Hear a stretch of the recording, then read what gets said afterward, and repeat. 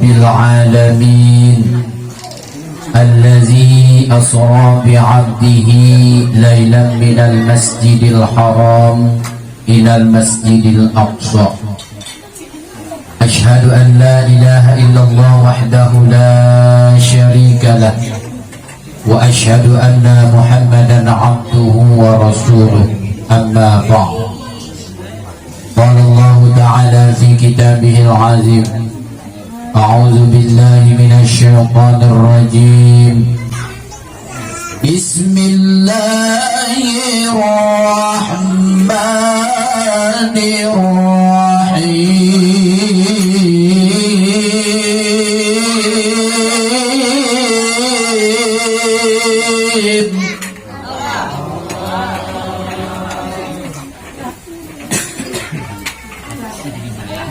Ya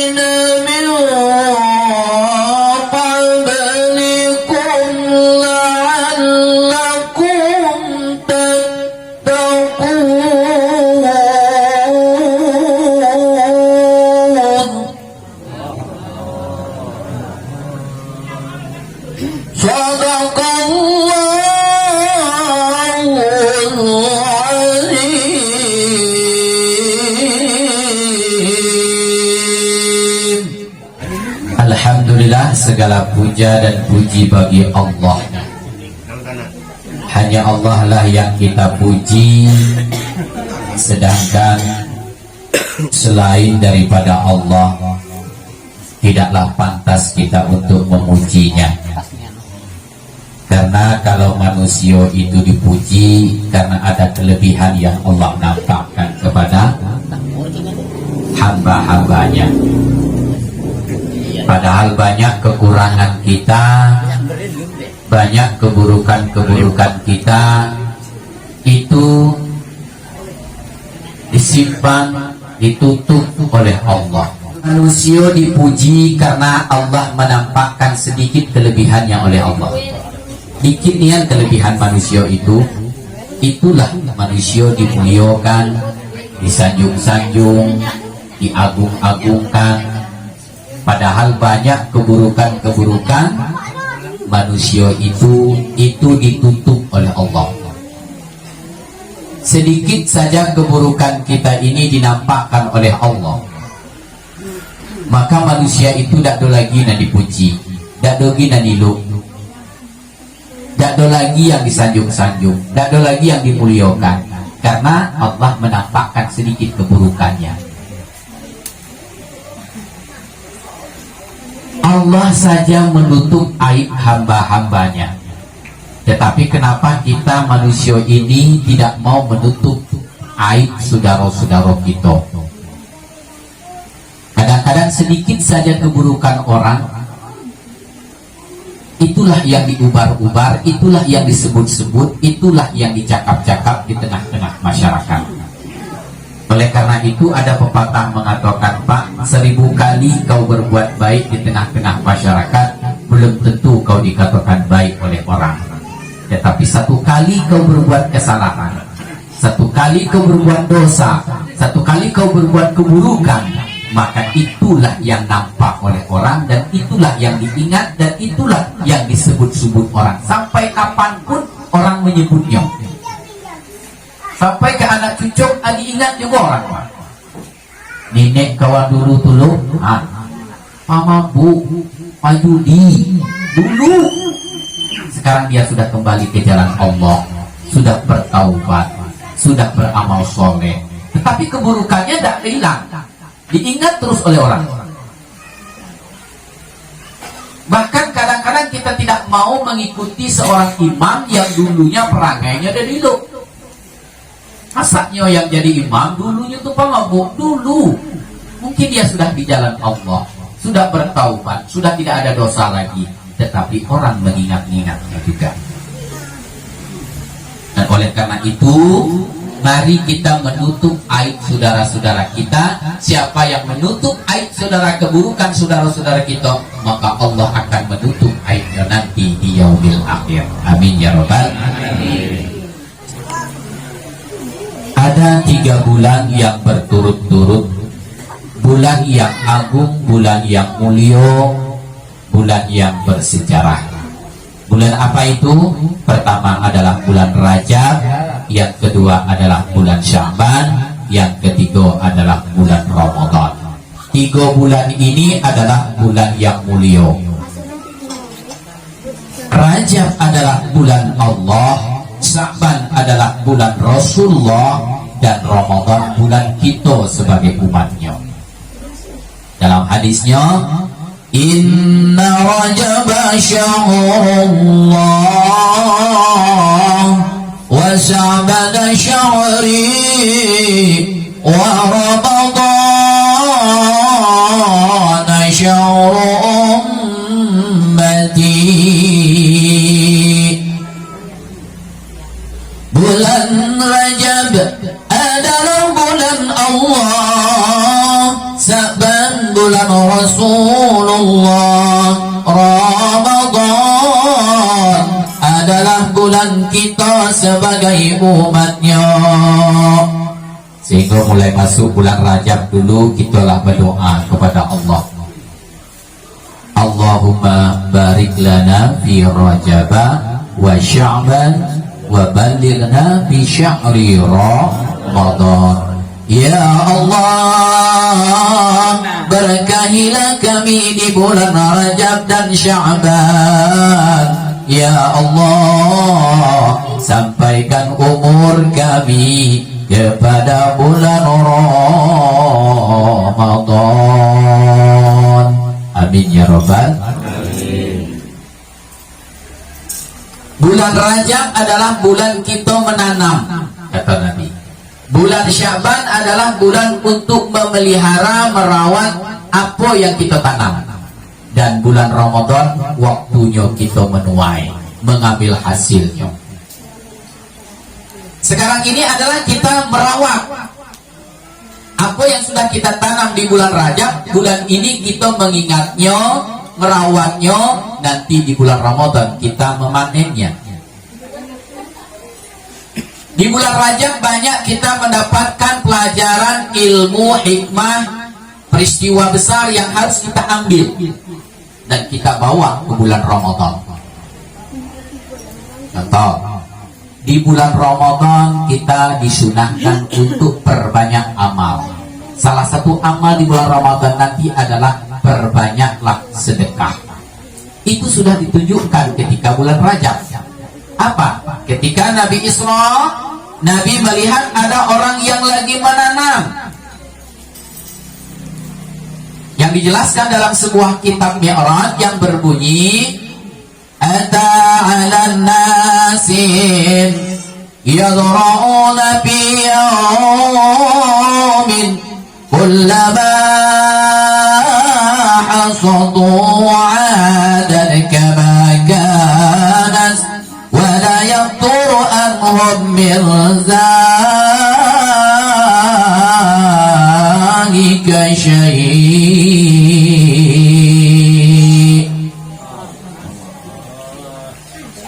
Datanglah Nabi kepada suatu kaum manusia yang sedang menanam. Namun anehnya ketika itu dia menanam, ketika itu dia tumbuh besar dan berbuah, ketika itu juga. Dan ketika itu dia memanennya, setiap kali dipanen berbuah lagi dan masak lagi, dipanen lagi berbuah lagi, terus menerus tidak ada hentinya. Mereka memanen buahnya ada habis-habisnya. Lalu Nabi bertanya kepada malaikat Jibril, Ya Jibril, siapakah orang-orang ini wahai ya Jibril? Alangkah bahagia bahagianya, alangkah senangnya, alangkah nikmatnya. Satu kali dia menanam Jibril, tetapi buahnya nggak habis-habis, terus menerus berbuah. Belum pernah aku melihat kejadian ini di dunia terkecuali ketika Isra. Siapa itu wahai Jibril? Dijawab oleh malaikat Jibril, wahai Muhammad, inilah contoh gambaran umatmu di alam dunia yang mau menyimpangkan sebahagian rezekinya untuk disedekahkan, untuk diimpakkan di jalan Allah. Oh, ternyata Bapak Ibu, orang yang bersedekah itu lil ibarat dia menanam, yang mana buahnya itu nggak habis-habis. Dan itulah yang Allah katakan di dalam Al-Quran, surah Al-Baqarah ayat 261. Apa kata Allah? Bismillahirrahmanirrahim. Masalul ladzina yunfiquna amwalahum fi sabilillah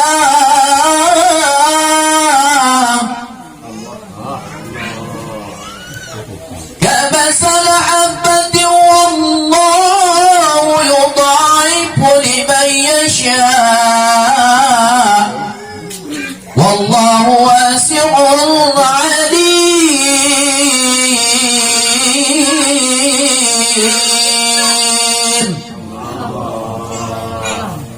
Perumpamaan orang yang berimpak bersedekah, lil ibarat dia menanam satu biji tampang, lalu akan tumbuhlah menjadi 7 tangkai, dan tiap-tiap tangkainya akan berbuah 100 biji. Tudha'aful hasanat, Allah melipat gandakan kebaikannya, pahalanya sampai dengan 700 kali lipat. Nah, apalagi nanti kalau kita bersedekah di bulan Ramadan, Allah akan melipat gandakan pahalanya jauh lebih besar dibandingkan kalau kita bersedekah di bulan-bulan yang lain. Alangkah indahnya di bulan Ramadan nanti kita berbagi. Alangkah indahnya di bulan Ramadan nanti ketika kita berbuka puasa, menunya macam-macam. Ada kolak pisang dari ibu Syanu, ada kolak ubi dari Syanu, ada cindul dari ibu sebelah. Saling cicip, saling ngantar, saling ngasih. Itulah indahnya di bulan Ramadan. Kadang-kadang kita nggak buat babuko, nggak dona dibuat, tapi kita makan babuko juga diantar oleh tetangga sebelah. Lalu pahalanya seperti apa? Pahalanya jauh lebih besar. Berapa besar? Sama dengan pahala orang yang berpuasa itu. Alhamdulillah. Mari kita berbagi. Tapi berbagi jangan lebihnya yang dibagi. Kadang-kadang tinggal kuah, Pak. Daripada baca pak kada kalawakang, bagilah ke tetangga. Bikin sambal, dak buh lagi, gimbo kamu Pak. Gimbo dak, kok ada bagi ke tetangga, ha? Dak buh kita makan, dak ada selero lagi, daripada basi, daripada baca pak, hidup bagi ke kantin. Nah, itu prinsip kita namanya, Pak. Padahal bersedekah yang baik itu apa nanti kita ingin tuh nanti kita sedekah. Sebaiknya sebelum kita nyicip, bagi ke uang dulu. Nah, itu sedekah yang paling baik. Tapi kita kebanyakan tidak. Lah siso, lah lebih, dan lo kita makan, baru bersedekah dengan kanti. Di dalam Al-Quran, Allah memerintahkan kepada kita, bila kita bersedekah, Pak, apa nunggu berlebih? Tak ada berlebih-lebih kita, Pak. Apa nunggu berlebih? Tak berlebih-lebih. Saya mula bersedekah, Pak Ustaz, tapi kolah dah cukup. Kalau kita fikir hidup kau dah cukup menyukup, Pak. Betul tidak? Lau kana li bani Adam wadiya minaz zahabi lattawa salisa wala jawfu ibnu adam illa turab.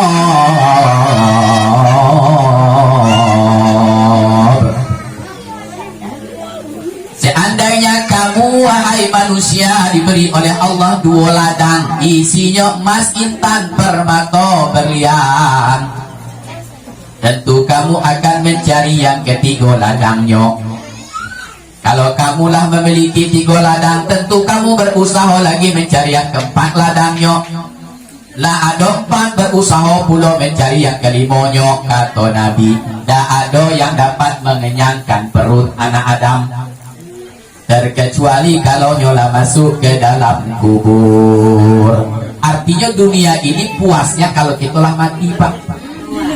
Jadi kita hidup ini menjalankan, dapat banyak dapat dikit itu urusan Allah. Kita hanya berikhtiar, berusaha di alam dunia ini, itu tugas kita, berikhtiar, berusaha.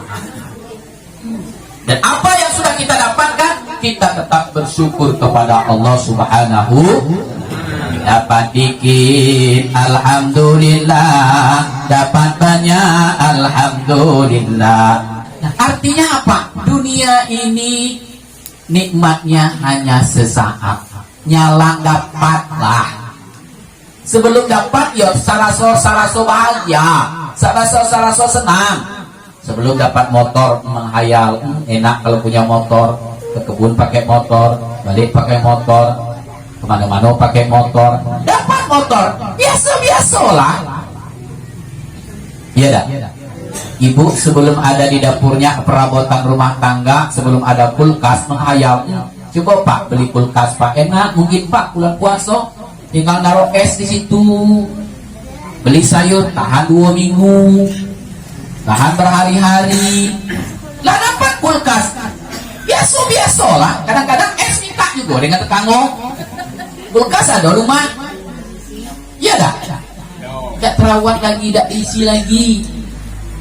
Ya, kulkas ada tapi minta es dengan tetangga, ya kan? Nah artinya apa? Hidup senang itu hanya sesaat. Kalau kamu ingin senang terus menerus hidup, nanti di akhirat di dalam surga, engkau akan bahagia terus menerus, tak ada sengsaronyo. Ya benar. Mudah-mudahan kita semuanya ahli-ahli surga. Amin. Kalau kamu ingin susah terus menerus, susah dan susah terus, itu nanti di akhirat di dalam neraka, tak ada bahagianya sekalipun sedikit pun. Susah terus menerus, menderita sengsara terus menerus, itu di dalam neraka. Sedangkan di dunia ini Pak, kadang di bawah, kadang di atas, kadang senang, kadang susah, ada malam, ada siang, ada sedih, ada gembira, ada hidup, ada mati, ada manis, ada pahit. Ya pada al-wida widanun nafsi, orang yang kaya adalah kaya hatinya. Sehingga kalau hati orang sekarang ini Pak, lebih miskin dari hati orang-orang dulu. Orang dulu fisiknya, luarnya miskin, susah, tapi hatinya lapang. Kini orang di luarnya lapang, punya mobil, punya rumah elok, punya kendaraan, punya perabotan rumah lengkap, tapi hatinya sempit, susah. Iya dah, susah. Coba bayangkan kalau orang dulu nak puasa Pak, yang tinggal di dumo, tinggal di kebun, itu balik ke dusun Pak. Kenapa? Mereka nak nyambut puasa. Apa yang dibawa dari dusun, apa yang dibawa dari umur, dari kebun? Beres sekarung, ya, lengkap. Lauk pauknya. Mereka nggak mikir-mikir lagi, mereka nggak pusing-pusing lagi, mereka nggak repot-repot lagi memikir di bulan puasa, beleh lah ada, minyak lah ada, garam lah ada, cabai lah ada. Nyolah siapa orang tua dulu Pak, bahkan orang tua dulu bilang, nah Allah tuh magi setahun tuh 12 bulan, nah masa nang 11 bulan kau dak elok mencari nang sebulan. Sehingga orang-orang tua dulu masuk bulan Ramadan mereka fokus ibadah, zikir, tarawih tiap malam dan doa alfanya, baca Quran, khusyuk. Kebandingkan orang sekarang bagaimana? Belum masuk bulan Ramadan belum padek mencari Pak. Nah dekat ke gayo makin padek mencari. Tak kabar mengapa Pak di bulan puasa mencari Pak. Sehingga ada seorang bapak, tak ada di Sikoda, ada seorang bapak ngomong dengan bininya malam hari, Oma, besok jangan digegak dah. Wana pre puasa besok lagi. Apa hal? Nak bangkit. Kata lo puasa bangkit dah. 6 galon nak kali bangkit bisa bagi ke mak?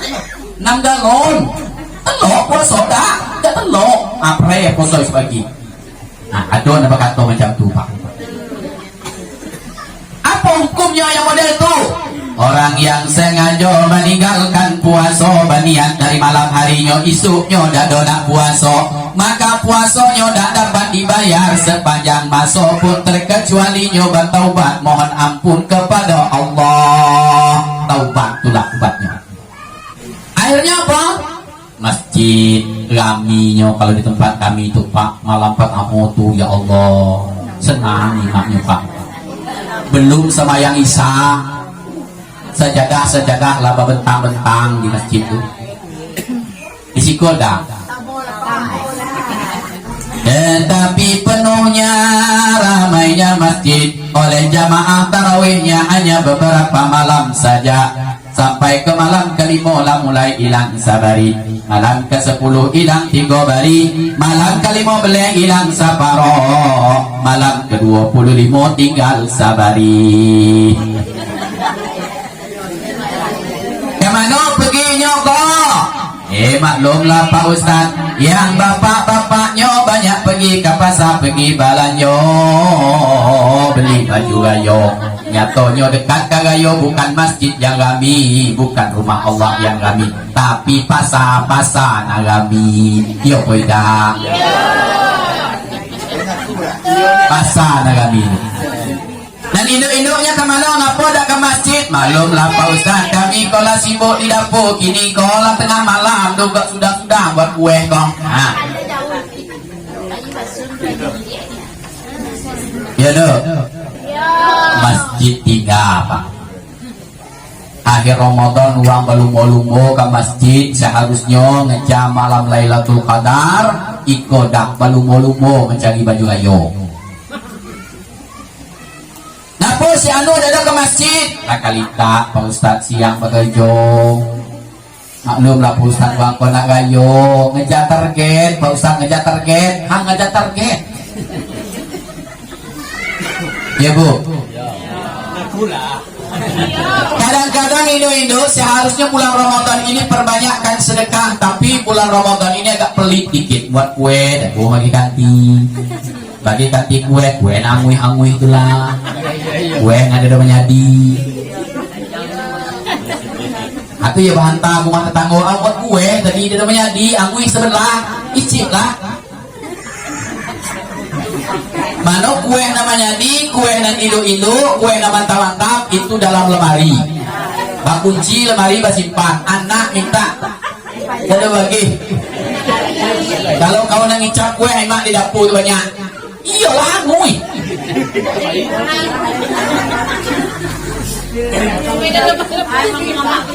kue yang kogit yang dalam lemari itu belum sah pas waktu takbiran kaget lagi tamu abau keluar loh aduh kalau dalam meja itu meja ya dari itu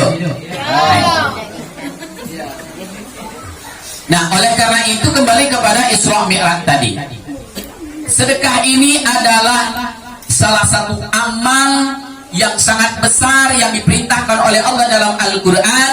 Wa anfiqu mimma razaqnakum min qabli an ya'tiya ahadakumul maut fataqulu rabbi laula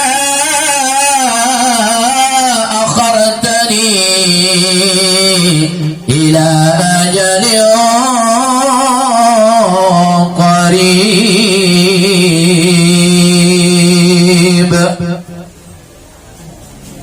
bersedekahlah kamu, berinfaklah kamu dengan sebahagian rezeki yang sudah aku berikan kepadamu sebelum ajalmu datang.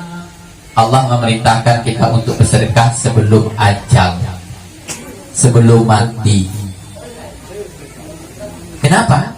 Kalau kamu sudah mati, kamu akan berkata di hadapan Allah, qala rabbi laula akhartani. Ya Allah, kalau seandainya engkau memberikan kesempatan, menangguhkan sebentar saja untuk aku hidup di alam dunia ini, ya Allah, niscaya aku akan bersedekah. Jadi sesungguhnya orang yang sudah meninggal, orang yang sudah mati, orang yang sudah berada di dalam kubur, mereka itu ingin hidup lagi seperti kita. Mereka ingin bersedekah.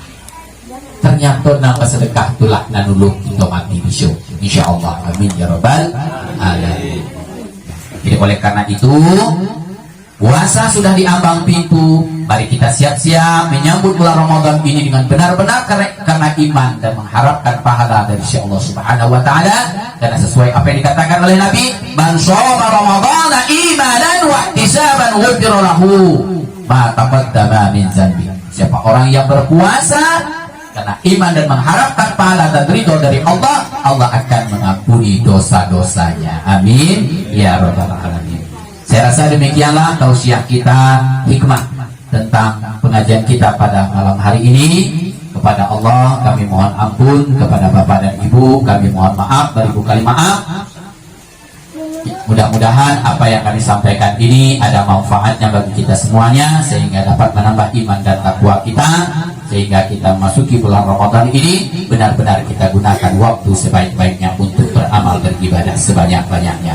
Demikian, wassalamualaikum warahmatullahi wabarakatuh.